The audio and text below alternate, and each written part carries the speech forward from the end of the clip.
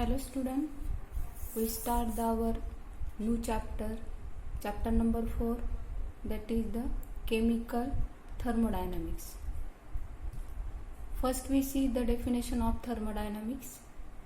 Thermodynamics is the branch of science that is concerned with the energy changes in physical and chemical transformation.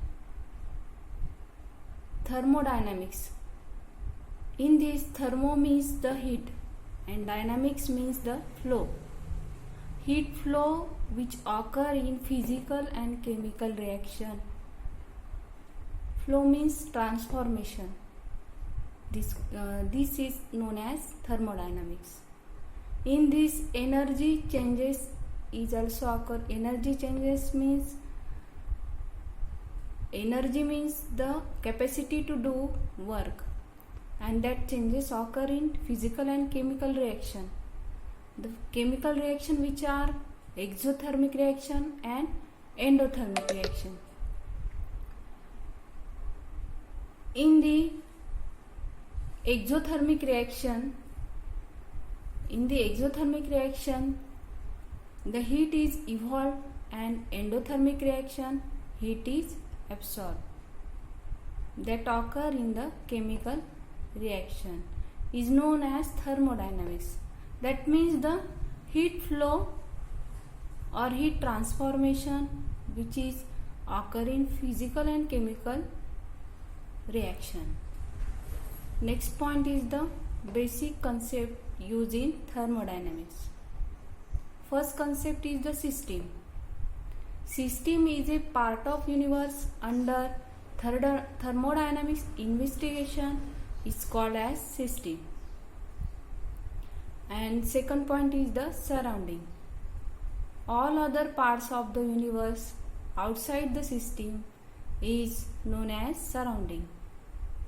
Here is the diagram. In this diagram is the cylinder is taken, and in this cylinder the gas is filled up. Here is the piston. In this the gas is system, and the cylinder and the room is the surrounding. Is that clear? Next point is the types of system. There is the three types of system.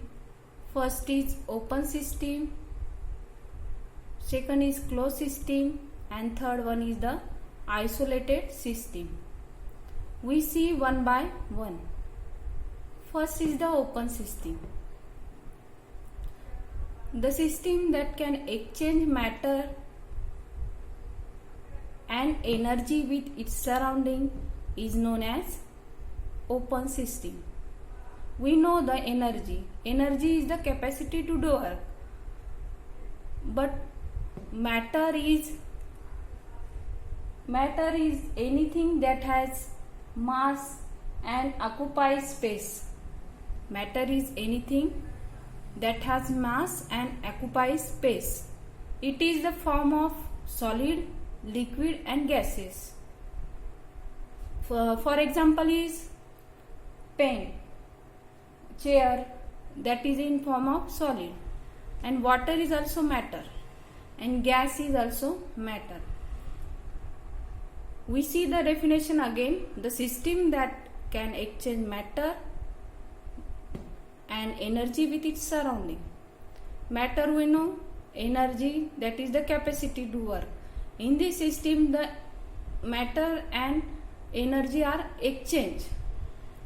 For example, hot tea in a open cup. Here is the diagram is given. We take a tea in a cup, that is the hot tea, or we take a coffee. In this the heat is, that is the in form of energy, and there are the vapor are in form of matter. Our example is, second example is a container is given. In this container the water is taken, which is placed in the open container. The water vapor can escape from the system into the surrounding. or can condense from the surrounding into the system due to the heat. Water is condensed from the surrounding into the system due to the heat, is known as the open system. Next point is the closed system, that is the second system. In this system, that can exchange only energy but not matter with the surrounding is called as the closed system. In this system, exchange only energy, matter cannot exchange. Here is the example is hot tea in a cup covered with a sucker. Here is the hot tea is taken, but it is covered with the sucker. Then the water vapor from coffee or tea does not pass into the surrounding. The water vapors does not pass into the surrounding, means here is the exchange only energy, not matter. Third is the isolated system. In this system, that cannot exchange either matter or energy with its surrounding is called isolated system. For example, hot tea in a thermos flask.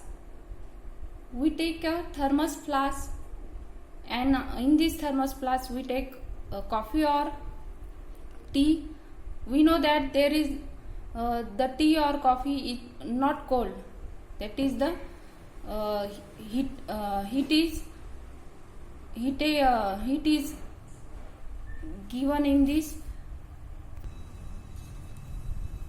Here is the thermos flask. In this thermos flask we take a coffee or tea.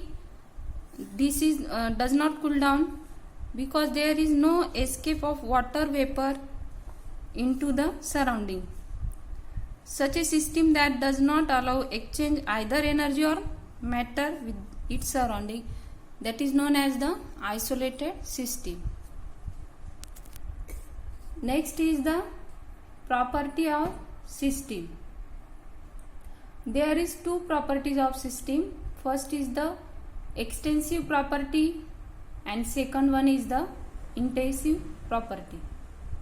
In the extensive property, a property which depends on the amount of matter is known as the extensive property. We know that matter is the anything that has mass and occupies the space is known as matter, and amount of matter, the property which depends on the amount of matter, is known as extensive property. For example is mass, volume, internal energy, heat capacity and number of moles. In this there are the examples of extensive properties. In this extensive property, every kind of the property has the specific amount, hence is known as extensive property. Second point is the intensive property. A property which is independent of the amount of matter of system is known as intensive property. For example is pressure, temperature, surface tension, viscosity, melting point, boiling point,